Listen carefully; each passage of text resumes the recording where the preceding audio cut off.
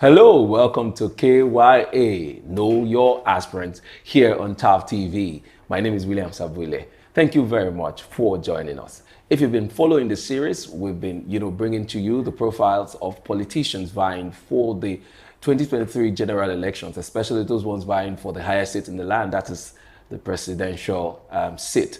And we've been letting you know who they are beyond just their names. We want you to know them better, get to know what they were before they declared to run for the presidential seat. This will help you make informed decisions when you go and cast your vote come 2023 general elections. And today we're going to be looking into the profile of a very renowned politician here from the South. He has been described as the lion that roars from the South. You want to know who that is?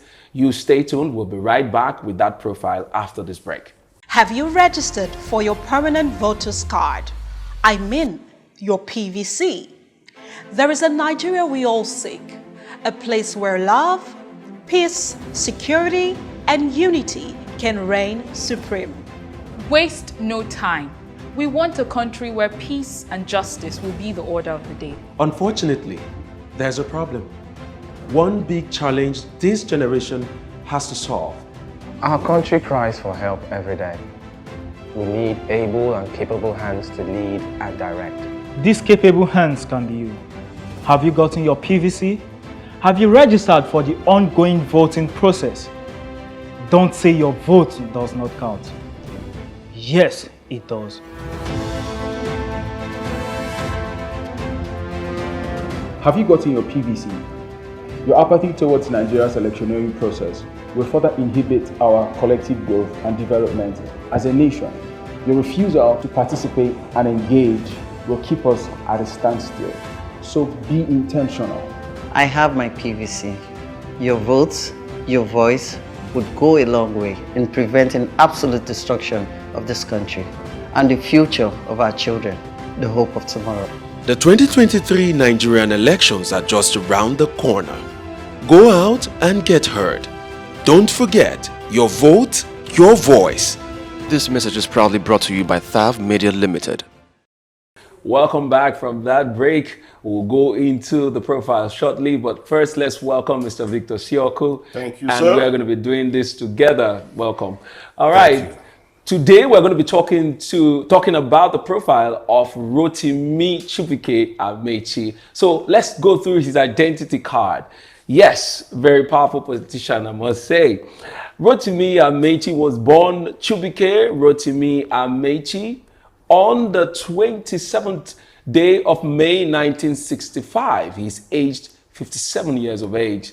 His place of birth is Rivers State, Nigeria, and he's a card-carrying member of the APC, that is the All Progressive Congress. His highest level of education is Bachelor of Arts in English Literature, and his occupation is politics. He's a politician all through and through. That's what we know him for. And his religion is Christianity. And also the status of his firm, it was bought by a group. So his firm was also bought by a group, as we've seen in most of the politicians or most of the guys running for the seat of the presidency. All right, so what do you say about his identity card? I mean, impressive one, must say. Very impressive. And you just know that this man is a politician, in and out. Yes. Just after his first degree, he just jumped into politics. And luckily for him, he's been climbing one ladder at a time. Yeah. So he started from being secretary to a minor party back in the days. In Ikwere local government, that's where he's from. Yeah. So from there, he got into becoming an assistant, a special assistant to the deputy governor of Rivers State as at then, in the early 90s, who happens to be Dr. Peter Odele, which we know that Peter Odele also in 1999 got into the Fourth Republic. Okay. Yeah. So you find out that this man, when it comes to politics, he's there, and he's also a dedicated Christian, a Catholic for that matter, and a knight in the church. So, and he, with respect to his age, he's 57, and that is the average age we've been seeing for the past 10 or 15 episodes that we've done in this program. Yeah, interesting. Yes, I so agree. He's really young and vibrant, a Christian and a politician through and through. So that means he knows his onions. He knows what he's doing. All right, moving on. Let's go into his portfolio. All right, Chukwuka AMAECHI was the former governor of Rivers State from 2007 to 2015. He has also been the Speaker of the Rivers State House of Assembly from 1999 to 2007. And he has also been the former Minister of Transportation. That is the recently, outgoing Minister of Transportation in the present administration of President Muhammadu Buhari. What do you say to his portfolio? Experience. Yes. Experience. Like I said, he came from being a secretary of a party in his local government. Then SA, from SA, he now vied for the position of becoming a state rep as in House of Assembly. Yeah. So from there, he now grew to become a speaker. Then from then, he became a governor. You find out one thing about him, his leader, his godfather, being Dr. Peter Odili, you find out that they worked in hand. And I'm quite surprised about that because of the kind of person he is. Mind you, he's a very vocal person. Even in this Buhari's regime, you find out that he is very vocal. If you can remember, during the first tenure of Buhari, there was this rumor that he made mention about, more like he demeaned the person of Buhari in terms of when he responded with respect to his health. Okay. Secondly, during the train attack in Kaduna, you would also remember that he more like attacked the federal because they didn't give him approval. Yeah. Okay, with respect to the monies that he requested to do surveillance. Sure. So, but that aside, you also notice that he's been I will still say a lucky one.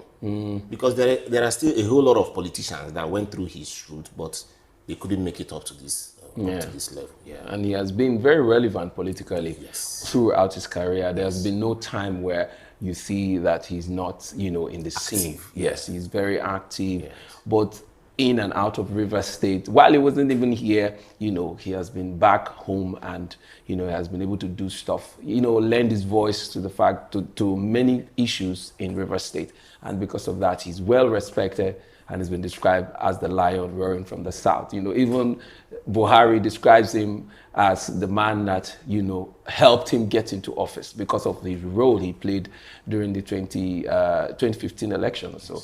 And that brought Buhari to power. All right, moving on, let's see the highlights of his career. His administration invested in education, healthcare, infrastructural development, construction of roads and bridges. The governor was committed to urban renewal of transportation services. To this effect, his administration began building a monorail to provide mass transportation within the city of Port Harcourt. Very impressive, I remember when he started building the monorail project, a lot of Rivers people were expectant, even though we knew that, the project was a very capital intensive one. But we were hoping somewhere in our hearts that I wish he would complete it. Let's see, let it be like this is the first of its kind here in the South, and I'm sure in Nigeria. In Nigeria. So, but that never came to be, and that has come to haunt him in many, many ways. What's your take about this highlight? Okay, for the monorail, it's quite unfortunate for him. I was one of the believers that I had this belief that the monorail will kick off. Yeah. But unfortunately, some persons called it a white elephant project. But unfortunately, it couldn't get completed. And another challenge he had was that the next governor couldn't invest further. Okay, meaning that project is just there, lying fallow. Yeah, till today. Yeah, till today. So that's an unfortunate thing. But if it's about the brilliant idea, so brilliant out there. So you talk about the education, we already know that this man invested so much in education. He did. Then in healthcare. Then majorly on roads. I mean, he did a good work. Yes, it's also a good thing to note that the the governor Mike that followed up also did his own part as far as I'm concerned. Yeah. Okay, now I think that was the reason that this government, the APC government, had to make him the Minister of Transportation. Yeah. Because he did so well in Rivers State with respect to roads. And yes, he also, mind you, he did not just base his construction in Port Harcourt. He also went wide to other local governments in the state. So, big ups. Yeah, I must say kudos to him too, because during his administration, I must also say that most of his commissioners were very active back then, and he ensured that everybody was working, and he will go personally to supervise projects everywhere around the town. I mean, Port Harcourt used to be a very active city when he was there, and so for Amechi, yes, very, very dogged man, and is a good administrator, I must say. So moving on, let's see more of his highlights. He released his debut single titled "Bless the People the Lord Has Chosen as His Heritage" in collaboration with his wife, Judith, in commemoration of his 56th birthday. Well, just so you know, if you haven't listened to that song, you need to find that song on any of the, player, apps that we have there. It's quite an interesting song. I think you should take a listen. All right, and he has also been accused of selling Rivers State-owned oil and gas assets and fraudulently misappropriating the proceeds of the sale, amounting to $309 million US, I beg your pardon. That's a huge sum, Mr. Victor. Okay, so I would like to take us back to the music. Oh, yes, okay? yes. So I listened to the sound and I think the wife did better. His voice was so rough, okay? But yeah, the lyrics were so nice. I enjoyed the lyrics. And knowing that he's also a graduate of literature, he's an excellent writer. So, I mean, I wasn't surprised when he started writing that song. But the singing part, I don't know. Well, kudos to you, Minister. You're doing well. So, for the being accused of selling Rivers assets, yeah. That happened just after he had defected from the PDP to the APC. So there was this clamor that he took Rivers money to the APC. But we can also not, we will not shy away from the fact that he was a major financier of the APC. Just like, I can equate him personally, I think, I can equate him with Bola Ahmed Tinubu. They rallied round, okay? I'm not here to say that he stole Rivers money, but they really rallied round to sponsor the party. That's why, as it stands now, it feels like they are more like the lion. One is lion of Bodilon. Yes. He's the lion of Ubi. Yeah. So the two lions are clashing at the moment. Yeah. But aside being accused of misappropriating Rivers funds, there is also the accusation that the Kaduna train, that he was more like accusing the federal powers or the federal the ministry that were supposed to give him money, that he was accusing them that they weren't able to release funds that could have prevented the attack. But we now had to get further information that the contractor that applied for the job or that was awarded the contract, that the contractor had to be somebody that has never done such tax before, done such contract. It was just a new company of about some few months, and the directors of the company were the kids, the children of the contractor. So it did not meet up the prerequisites to be offered such contract. So it was then that the ministry had to come out to say, CEO, this particular contractor did not pass due diligence. We don't know the reason why the minister is blaming on us, but they approved the contractor to do the contract. So, but along the line, the whole matter has been has been mellowed down, and everybody has moved on. Yeah. Well, let's go into his declarations and plans. According to him, after more than 2 decades in the public arena, I had wanted to go on holiday and spend more time with my family before charting a new course outside politics. But at 58, and as a member of the generation born after independence who has seen the good, the bad, and the ugly of Nigeria, I am compelled by the urgency of our present challenges to place my experience and proven capacity at the service of the nation at the highest level. And that's why he's running. So what do you say to this statement of the reason why he's running? Well, a whole lot of what is happening with the country in terms of how bad and ugly the country has been. We cannot shy away from that. And also, he is also clinging on the fact that Buhari is trying to move forward with the policies of the current president. More like they are not trying. Most APC, if you watch their declarations, you find out that they don't try to say, okay, they are coming from another angle. No, most of them are saying that they will follow the policies. And mind you, the president currently, as you can see, he's looking for somebody, or he's hinting that somebody that will replace him will be somebody that will continue with the policies, the framework of his government. So they are, if you now notice, most of their declarations are going through that way. But aside that, this is somebody that personally I believe that can do a lot for the country. But let's see how it plays come the primaries. And to think that, you know, the APC are trying to get a consensus, you know, candidate, and also looking at the fact that they are tilting towards the South, this man stands out as one of those people that could just be the man that, you know, will be chosen. But that is not for us to say. Let's, you know, carry on to the politics and predictions. Let's predict his fate. What do you think will be the fate of this man after the primaries? So I'm predicting that he will not win. Unfortunately for him, he will not win because I don't see him as the anointed one, because what is trying to play out now is that the president is persuading the governors to allow him get a successor. Okay, I don't think AMAECHI is in that bracket.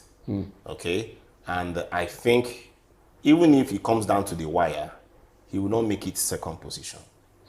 Okay, that's my own calculation. But if you come to the general terms, yeah, he's from the South, and yes, there is this persuasion that the South should be given the opportunity, because if it goes up north, we know that the North might have the seat for 16 years. But is AMAECHI that candidate? I really do not think. Yes, he has his clique. His clique is quite strong, and somebody like the Chief of Army Staff, Burutai, is solidly behind him. I don't know why, but he's solidly behind him. So, in as much as all that is happening, I still don't think that he will become the preferred candidate come the APC primaries this weekend. Well, interesting one there. Well, like we always say on the program, let the best man win. We're also waiting for the result of the primaries of the All Progressive Congress. That will determine whether ROTIMI AMAECHI will be the man for the APC and then going on to contest at the general elections, where Nigerians will now have the power to say, this is who we want, that is not the man we don't want, or whatsoever. So we are waiting to see. But first, you know, you have to pass the hurdle of winning the primaries, and that's where we are for ROTIMI AMAECHI. So let's see how all of that will play out for him. We wish him all the best, just as we wish all the other aspirants vying for the same position all the best. Well, that's all we'll be taking today. Thank you very much, Mr. Victor. And to our viewers, please do well to subscribe to this channel so you'll stay connected to us and get to know whenever we come up with a new profile. But to know that, you need to turn on your notification key. So when you click on your subscribe key, don't also forget to click on your notification key. It helps you to, you know, get to know when we come up with a new profile. All right, till next time I come your way again. My name is William Sabule, and this has been KYA, Know Your Aspirants, here on TAF TV. See you next time.